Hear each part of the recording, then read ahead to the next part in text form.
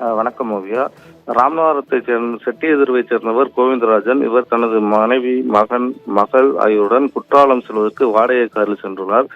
காரை காளீஸ்வரன் என்பவர் ஓட்டிச் சென்றுள்ளார்.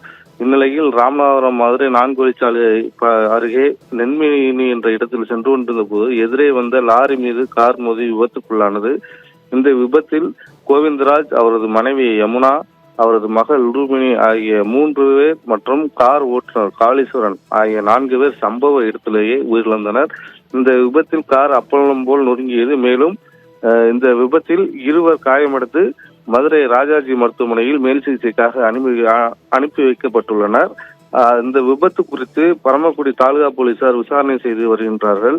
இந்த காரும் லாரியும் மோதிய விபத்தில் ஒரே குடும்பத்தைச் சேர்ந்த தாய், தந்தை, மகள் உயிரிழந்த சம்பவம் ராமநாதபுரம் செட்டியதெருவில் சோகத்தை ஏற்படுத்தியுள்ளது.